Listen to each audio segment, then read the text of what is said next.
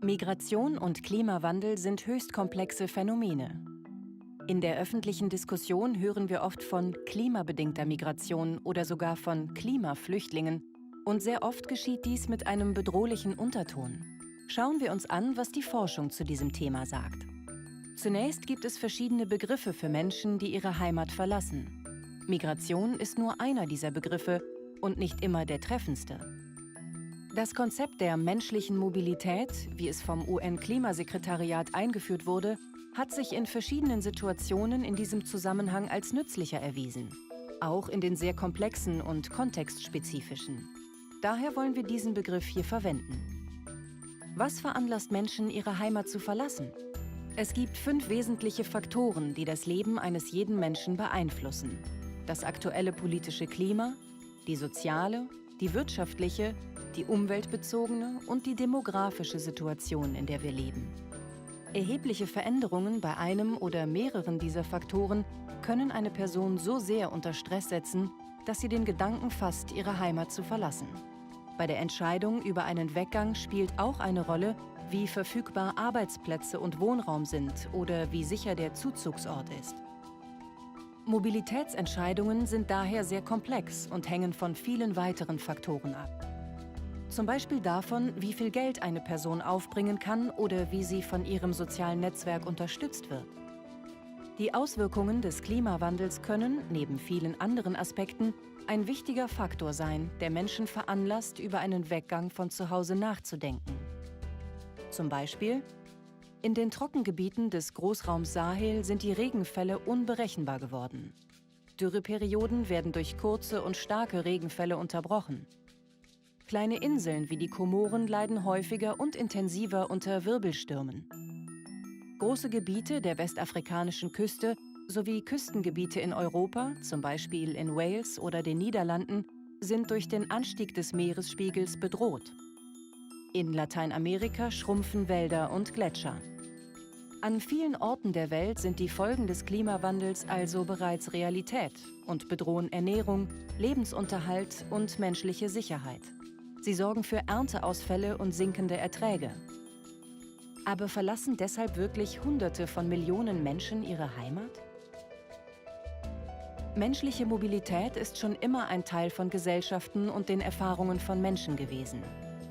Der Großteil der Mobilität, egal ob klimabezogen oder nicht, findet innerhalb von Regionen und nicht über weite Entfernungen statt.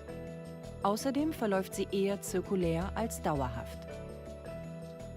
Menschen verlassen vor allem Gebiete, in denen schwache oder fragile Staatlichkeit vorherrscht oder es gewalttätige Konflikte, soziale Spannungen oder allgemein schlechte Lebens- und ungünstige Wirtschaftsbedingungen gibt.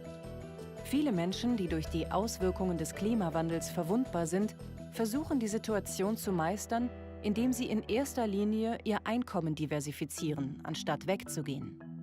Viele vom Klimawandel betroffene Haushalte sind so arm, dass sie nicht einmal über die notwendigen Ressourcen verfügen, um überhaupt wegzuziehen. Sie sind gefangen. Sie werden mit voller Wucht von den Folgen der globalen Erwärmung getroffen. Es gibt also Verbindungen zwischen Klimawandel und Mobilität. Aber der Klimawandel ist nicht der einzige Grund für viele Menschen, wegzuziehen. Sie als Klimaflüchtlinge zu bezeichnen, wird ihnen nicht gerecht. Wie können wir hier zu einer faktenbasierten und konstruktiveren Debatte kommen? Erstens, wir müssen unsere Sichtweise ändern. Menschliche Mobilität hat viele verschiedene Formen, Kontexte und Folgen, die positiv und negativ sein können. Es gibt selten nur den einen Grund, warum Menschen sich auf den Weg machen.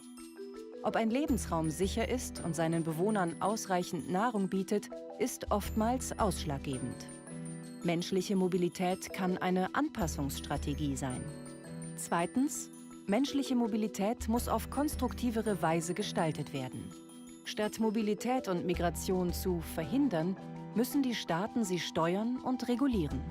Dazu gehören Strategien zur Vermeidung der Ursachen von Verzweiflungsmigration und Vertreibung oder negativen Ausprägungen menschlicher Mobilität, wie etwa Menschenhandel. Am Deutschen Institut für Entwicklungspolitik suchen wir nach Lösungen, wie dies geschehen kann. Etwa indem wir aufzeigen, wie Lücken zwischen verschiedenen Politikfeldern überbrückt, Kohärenz gefördert und ein gemeinsames Verständnis für die Herausforderungen im Zusammenhang mit der menschlichen Mobilität im Kontext des Klimawandels geschaffen werden können.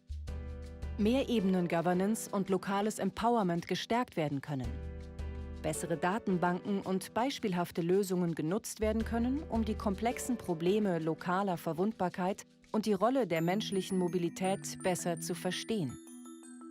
Einstellungen zu ändern und menschliche Mobilität besser zu steuern, ist keine leichte Aufgabe. Aber es ist eine elementare globale Aufgabe.